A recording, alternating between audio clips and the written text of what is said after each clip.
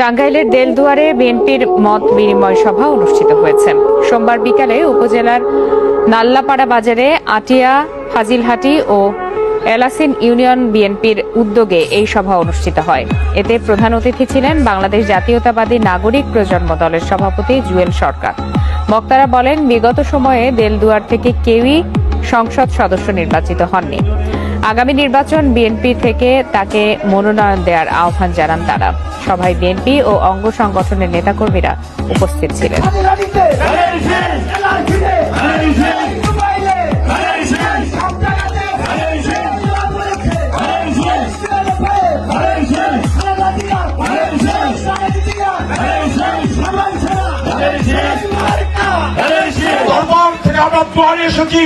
আপনারা সবাই দোয়া করবেন ইনশাআল্লাহ।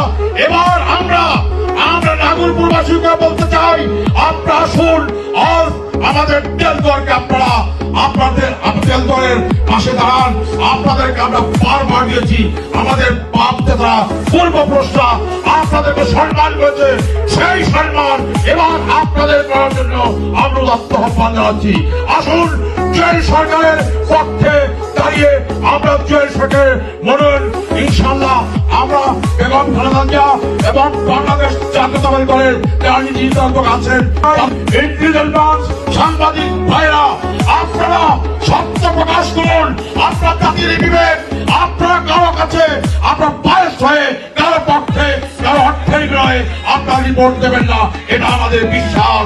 তাই আপনারা আমাদের দলের হাইকমান্ডকে এবং প্রশাসনের মাধ্যমে আপনারা জানিয়ে দেন, জুয়েল সরকার হচ্ছে একমাত্র সৎ, যোগ্য এবং আমাদের প্রাণের একজন প্রার্থী। জুয়েল সরকার প্রার্থী নয়, এই প্রার্থী হচ্ছে দেলদুয়ার নাগরপুরের প্রতিটি বিএনপির সংগ্রামী জনতা। আমরা সবাই জুয়েল সরকার হয়ে আমরা সর্বশক্তি আল্লাহ রাব্বুল আলামিনের কাছে আমরা ফরিয়াদ করি এবং আমাদের মাঝে উপস্থিত আছেন, যার জন্য আমরা এই মানুষগুলো একত্র হয়েছি।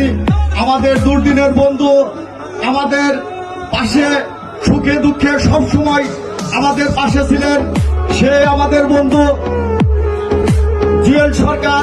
জুয়েল সংগ্রামী সাধু ভাইরা, আমি সংক্ষিপ্ত উপস্থাপন করব।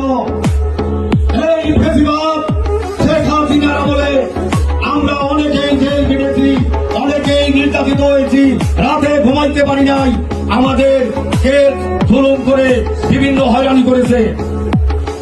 সেই সময় এই জুয়েল সরকার আমাদের পাশে ছিল, অর্থনীতি